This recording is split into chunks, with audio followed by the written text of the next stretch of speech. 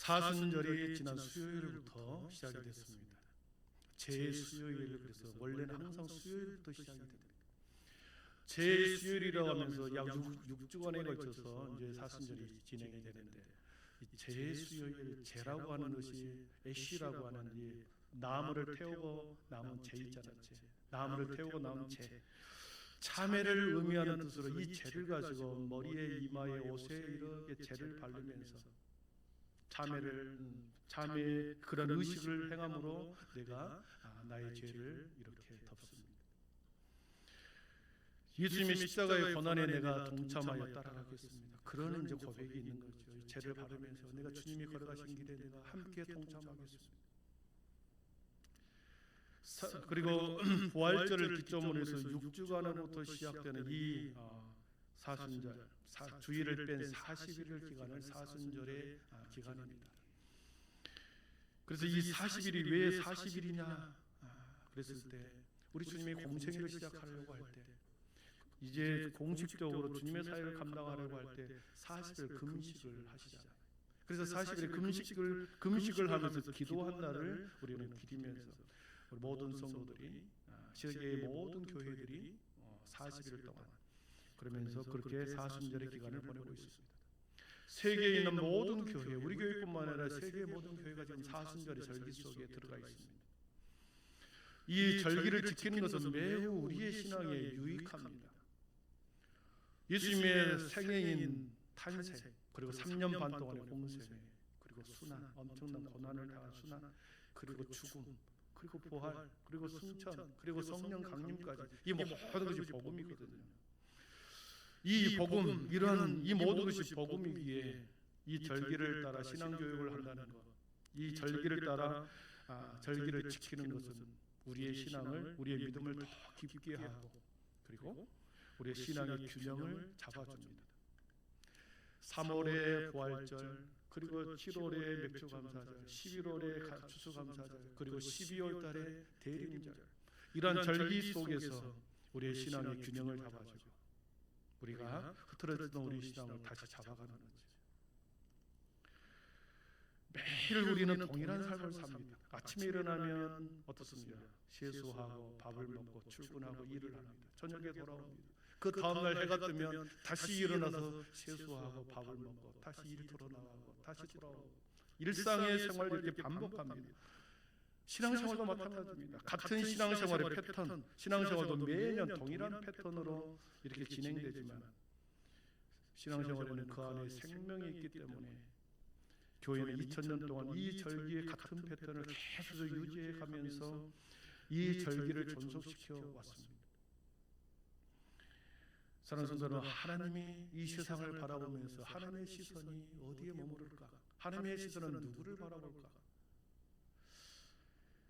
수많은 사람들에게 누구를 주목하고 누구를 보고 계실까 하는 이 질문이 우리에게 매우 중요합니다. 왜냐하면 신앙생활은 내 마음대로 하는 것이 아니라 하나님의 시선 속에서 하는 거기 때문에, 하나님이 누구를 주목하고 나를 어떤 눈으로 바라보실까, 이 마음을 가지고 신앙생활하는 게 매우 중요합니다.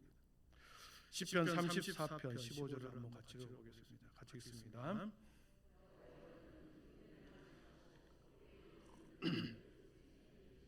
아멘. 여호와의 눈은 의인을 향하고 그의 귀는, 하나님의 귀는, 여호와의 귀는 그에게 부르짖는 기도 소리를 기울이십니다. 세상의 많은 사람들을 향하여, 의인을 향하여 하나님의 주목하고 계십니다. 여러분, 의인이라고 하는 이 말은 하나님을 굳게 신뢰하는 자를 의인이라고 말합니다. 하나님을 온전히 신뢰하며 따르는 자를 의인이라고 말합니다. 의로운 사람이라고 말할 때 하나님을 굳게 신뢰하며 따라가는 사람, 이 의인이 칭이라는 단어와 함께 연결되기 때문에 하나님께서 죄인들에게 죄 용서를 받아, 하나님의 은혜로 우리가 죄 용서를 받아 너는 의롭게 되었다라고 하는 칭의의 은혜를 주셨습니다.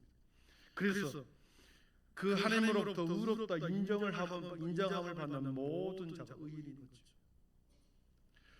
결론적으로 신앙과 인격이 조화를 이루는 삶,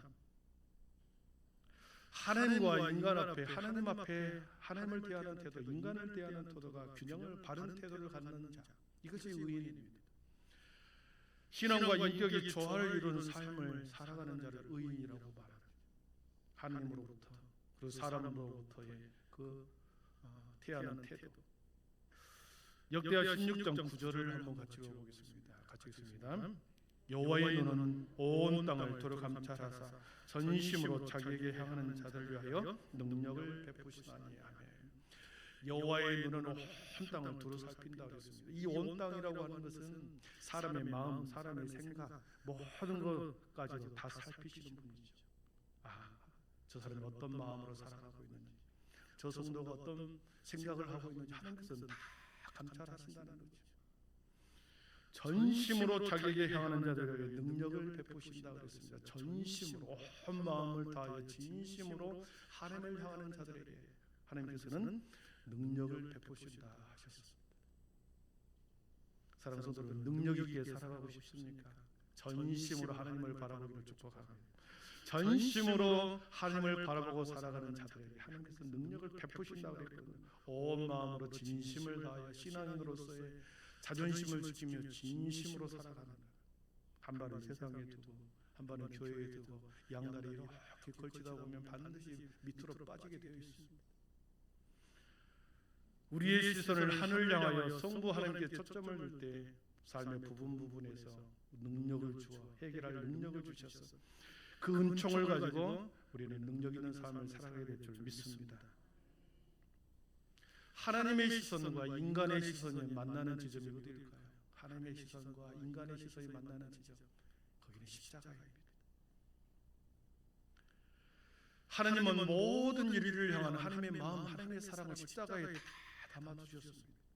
십자가에서 자신의 마음과 자신의 사랑을 십자가에 다 담아 사랑하는 아들로 하여금 십자가에서 온전히 이루게 했기 때문에 하나님의 모든 시선에 십자가에 시선이 있습니다. 여러분, 우리 인간들도 마찬가지입니다. 우리들이 세상을 살아가면서 얼마나 많은 어려움과 고난과 환난을 당합니까? 아픔을 당합니다. 어디에서 위로받을 곳이 없습니다. 사람에게 위로받기 위해서 말을 하는 순간에 그만 소문이 다 퍼져나갑니다. 일파만파로 계속 퍼져나갑니다. 아픔과 어려움과 수많은 일들을 겪을 때 여러분, 우리가 세상의 시선이 아니라 십자가를 바라볼 때 거기에 골고다 언덕이 높이 세워진 십자가를 바라보면서 그곳에서 다시 희망을 얻고 다시 소망을 얻는 거죠.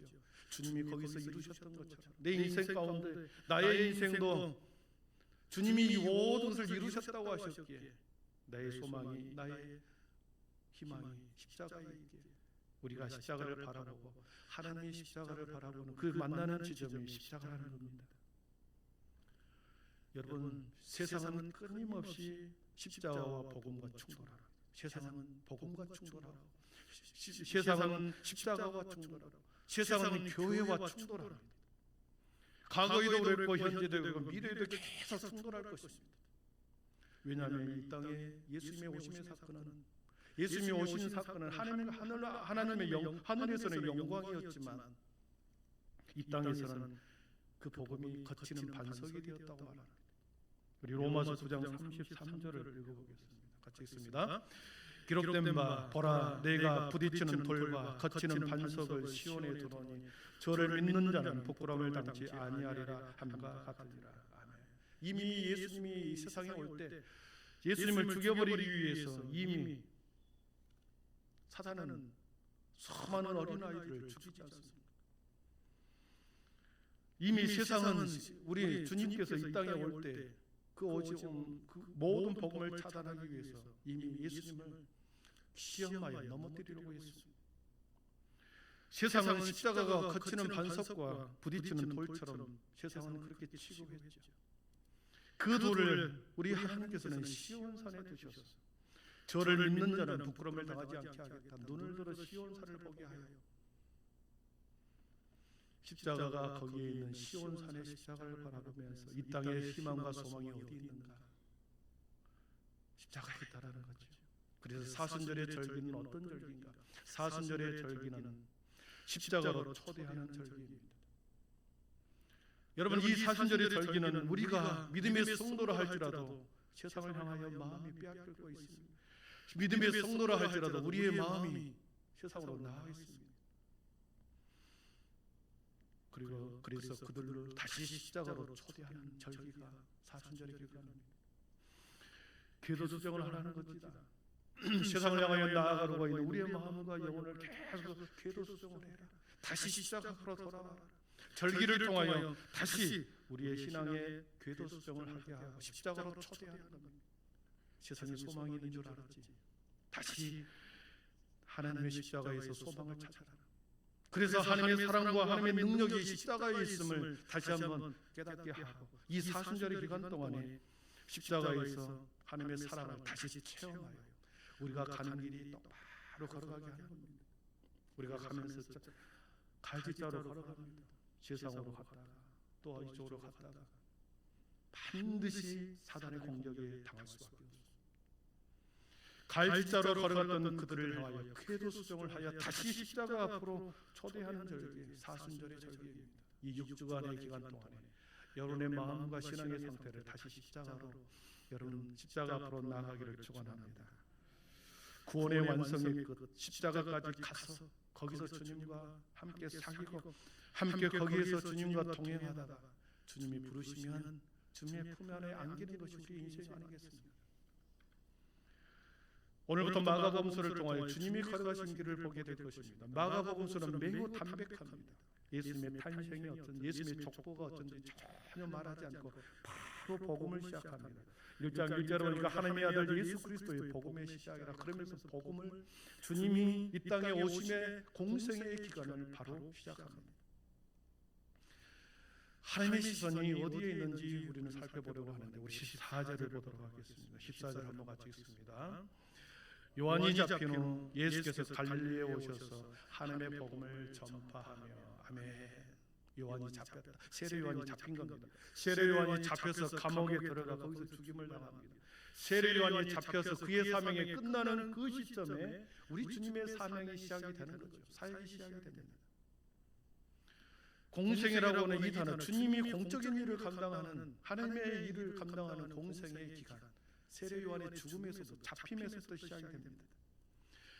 하나님의 나라를 위해서 세상에 전면으로 나타나서 나아가는 그 순간 공인으로서 공개된 사람으로 이제는 사적인 일을 감당하는 것이 아니라 은둔의 삶을 살아가는 것이 아니라 이제는 공적인 일을 공인으로서 하나님의 사명을 출발하는 그 출발점, 세례 요한이 잡힌 후부터 시작이 되는 거죠. 이 예수님의 공생에 하나님께서 때가 찼다고 말합니다.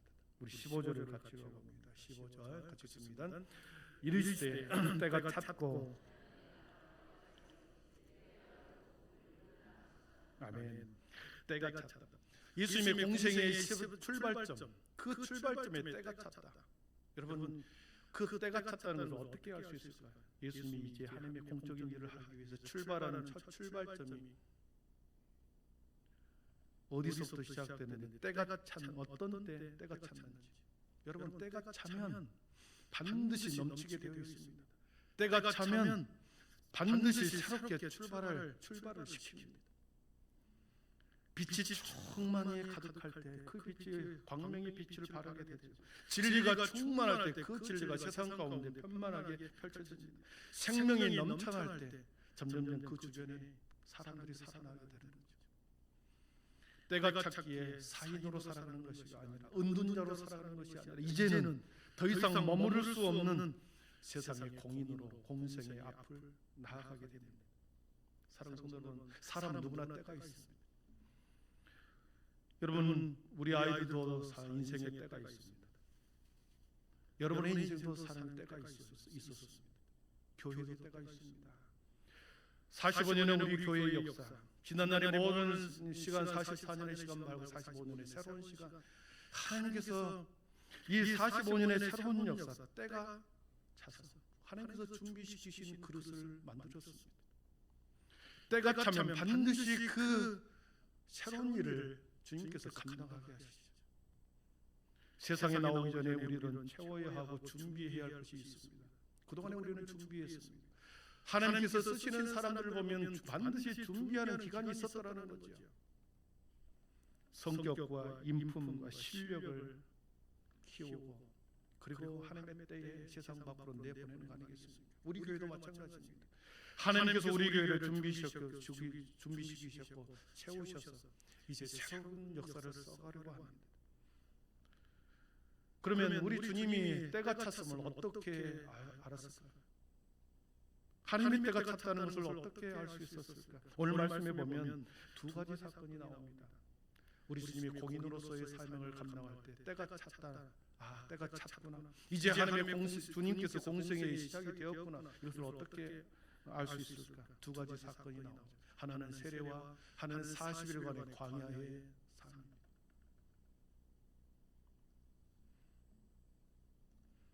세례를 받으신 사건. 하나님의 일을 감당하기 직전에 이 세례의 사건과 그리고 40일 동안의 금식 기도를 통하여 하나님은 하나님의 마음을 담고 세례를 통하여 하나님의 마음을 품습니다. 그리고 40일 기간을 통해서 하나님의 사역을 능력 있게 감당하도록 힘을 넣습니다. 첫 번째, 세례를 받으심으로 하나님의 마음이 채워집니다. 9절에 보면 요단강에서 요한에게 세례를 받으시고 그랬습니다. 세례를 받은 것은 죄 사함을 받게 하는 회개의 세례를 전파했을 때, 이 4절에 보면 죄 사함을 받게 하는 게 세례였습니다. 그러나 우리 주님은 죄가 없기 때문에 세례를 받을 필요가 없었죠. 그러나 우리 주님께서 세례를 받으려고 합니다.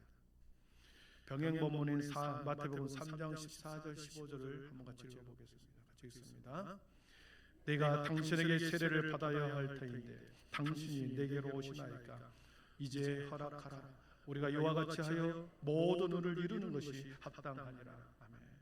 세례요한이 거부를 하죠. 그러나 나에게 세례를 베풀어라. 하나님의 의를 이루겠다. 성취해야 할 하나님의 의가 있기 때문에 내가 세례를 받아야 한다. 그래서 허락해라. 허락해줘라. 받을 필요가 없지만 우리 주님이 세례를 받으십니다. 세례를 받기 위해서 물속에 잠기죠. 물속에 잠기는 것은, 우리 주님이 물속으로 잠겼다라고 하는 것은 가장 낮은 자리로 내려갔다는 것을 의미합니다. 죄인들이 내려가야 할 자리인데 우리 주님이 물속으로 들어갔다라는 거죠. 가장 낮은 자의 모습, 가장 겸손한 모습, 모든 사람을 섬길 만한 그런 마음의 준비가 거기서 이루어진 겁니다. 우리 주님이 가장 낮은 곳으로 내려가 모든 사람을 편견 없이 대할 수 있는 하나님의 마음을 거기서 얻게 되는 거죠.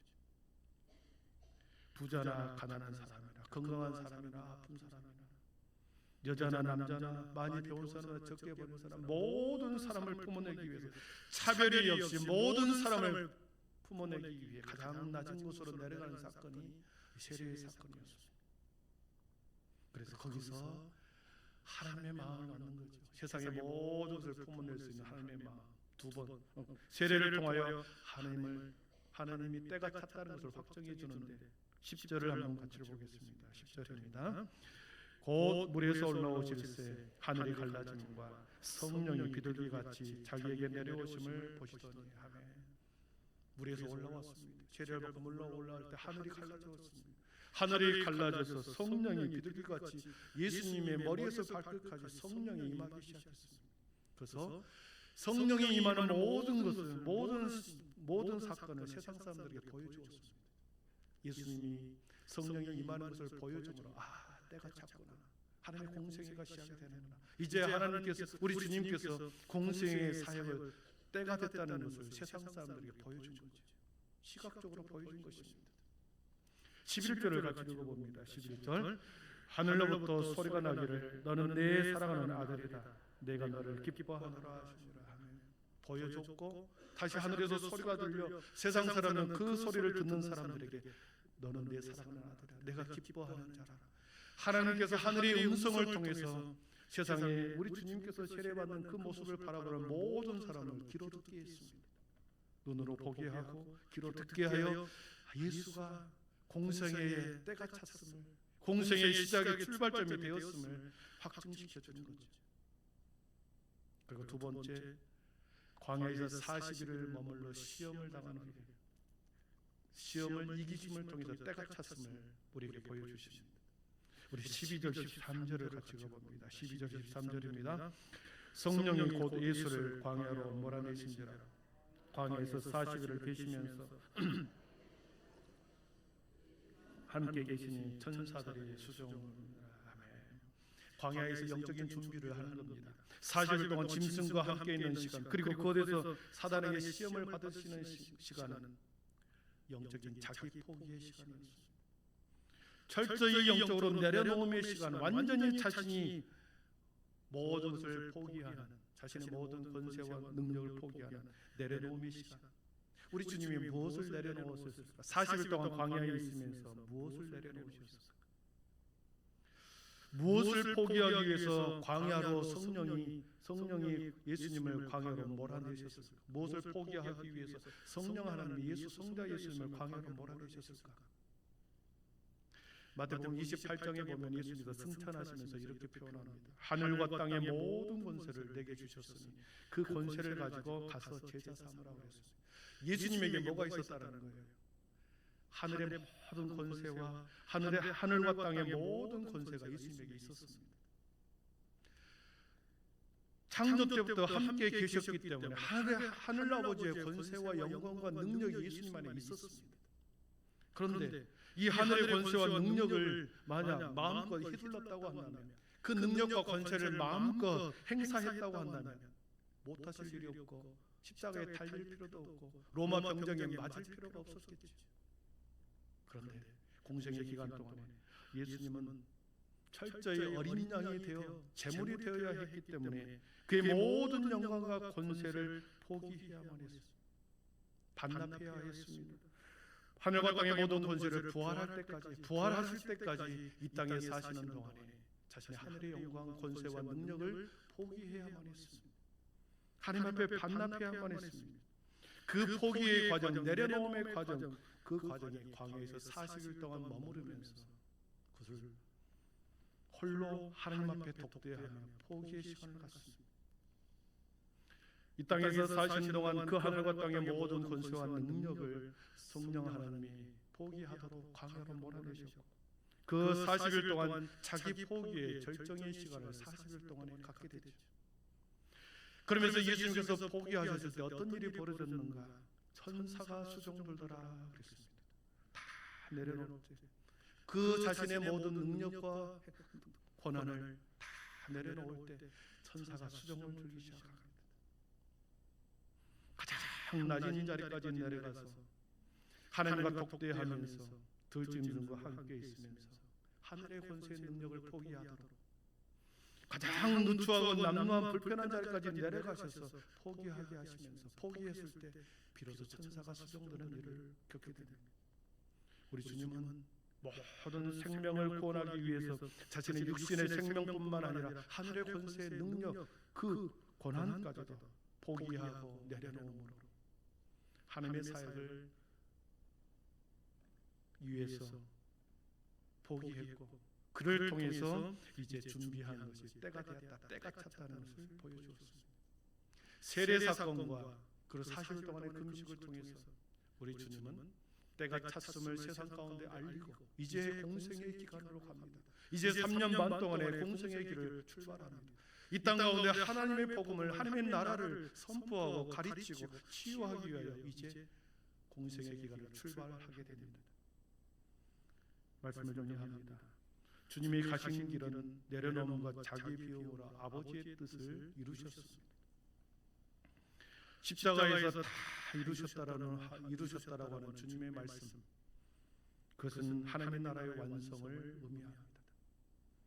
하나님의 나라를 위해서 예수님은 때가 찼을 때 일하기 시작했고, 세례 사건과 금식의 사건을 통해서 가장 낮은 곳으로 내려가 자기 비움과 자기 포기를 실현함으로 하나님의 승낙을 받고 주님의 사명을 감당하기 시작했습니다. 사랑하는 성도 여러분, 이 땅의 교회가 이 시대의 하나님의 나라를 선포하고 그 주님의 뒤를 따라가는 성도들이, 우리뿐만 아니라 앞으로도 계속 교회에서 믿음 생활하는 모든 사람들이 주님의 뒤를 따라갈 것입니다. 교회가 어떻게 해야 되겠습니까? 성도들이 어떻게 해야 되겠습니까? 주님이 걸어가셨던 것처럼 내려놓고 자기 포기의 길을 걸어가야 한다는 거죠. 내가 능력이 있습니다. 내가 힘이 있습니다. 얼마든지 휘두를 수 있으나 내려놓은 거죠. 교회 안에서 힘을 발휘할 필요가 없습니다. 교회 안에서 내 능력과 내 명예를 자랑할 필요가 전혀 없습니다. 내려놓는 거죠. 철저히 내려놓을 때, 자기 포기에 걸어갈 때 그가 진정으로 예수님을 따르는 제자가 되는 거죠. 교회와 믿음의 성도가 여전히 희망이 되기 위해서는 우리가 삶의 자리에서 행사할 수 있으나 내려놓고, 자랑하고 싶으나 내려놓고, 고난이 있고 능력이 있으나 내려놓고, 세상의 복음을 위해서 우리는 계속해서 주님의 뒤를 따라가야 할 줄 믿습니다. 세상은 여전히 교회와 복음과 십자가에 충돌합니다. 여전히 복음은 세상에서 거치는 반석이요, 그리고 부딪히는 돌처럼 부딪힙니다. 여러분의 인생도 계속 부딪힐 것입니다. 죽을 때까지, 주님이 앞에 갔을 때까지 부딪히는 충돌의 시간을 계속해서 갈 것입니다. 그러나 부딪힐 때마다 시온산에 두시는 십자가를 바라보면서 흔들리지 말고 그 길을 따라가기를 바랍니다. 여러분, 권사님 중에, 장로님 중에, 성도 중에 자꾸 세상으로 가려고 합니다. 가면 사단의 밥이 되어버립니다. 찢기고 상할 수밖에 없습니다. 십자가의 길을 걸어가다 보면 반석 되신 주님 앞에 우리가 거기에 설 때, 여러분, 거기에 소망이 있고 희망이 있는 줄 믿습니다. 사순절 기간은 여러분이 걸어가는 길을 다시 궤도 수정하는 것으로 초대하는 길입니다. 우리가 이 예배 자리에 끝나고 세상으로 나가는 그 순간에 무슨 일을 당할지 아무도 모릅니다. 아무리 부귀영화를 누린다 할지라도 세상으로 밖으로 나가는 그 순간에 무슨 일을 당할지 아무도 모릅니다. 오직 시온산에 두신 그 십자가를 바라보면서 여러분의 인생을 다시 궤도 수정하기를 축복합니다. 기도하겠습니다.